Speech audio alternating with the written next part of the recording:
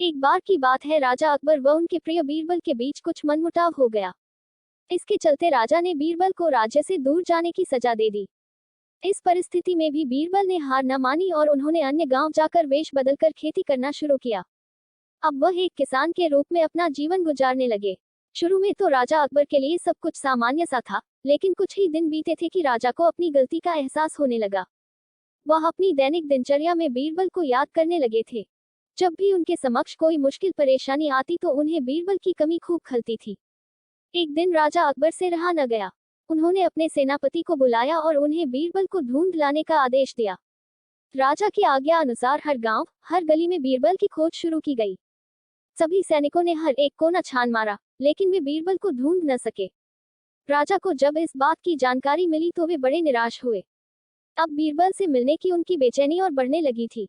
अचानक राजा के मन में एक उपाय आया। उन्होंने आदेश दिया कि सभी गांव के मुखिया को संदेश भेजा जाए कि उन सभी को एक बर्तन के अंदर बुद्धि डालकर राजा को भेजना होगा।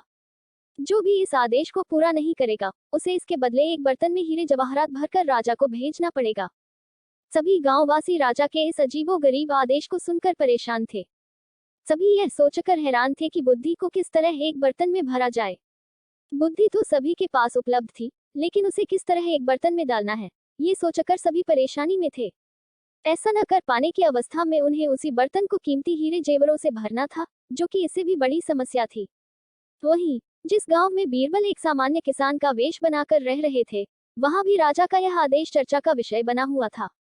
गांव के सभी बड़े बुजुर्ग निराश होकर बैठे हुए थे कि वहां बीरबल आए और उन्होंने कहा कि वह इस समस्या का समाधान निकाल सकते हैं। पहले तो किसी को भी इस बात का यकीन नहीं हुआ, लेकिन उनके पास बीरबल पर विश्वास करने के अलावा और कोई रास्ता नहीं था। इसलिए इस काम की बागडोर बीरबल को सौंपी गई। उस वक्त गांव में तरबूज की फसल उगाने का समय था। बीरबल ने तरबूज के पौधे की एक बेल को एक बर्तन में डाला। धीरे धीरे उस बेल में तरबूज का फल लगने लगा और समय के साथ ही तरबूज ने बर्तन का आकार ले लिया। जैसे ही बर्तन तरबूज से पूरा भर गया, बीरबल ने बेल को फल से अलग किया और उस बर्तन को तरबूज समेत राजा के दरबार में भिजवा दिया।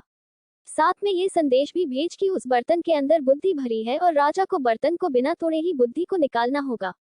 जैसे ही राजा ने तरबूज से भरा हुआ बर्तन देखा व उसे निकालने की शर्त सुनी तो उन्हें यकीन हो गया कि ऐसा विचार केवल बीरबल का ही हो सकता है।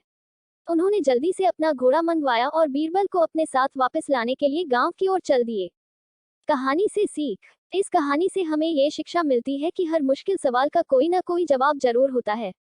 हमें केवल थोड़ा हटकर सोचने की जरूरत होती है।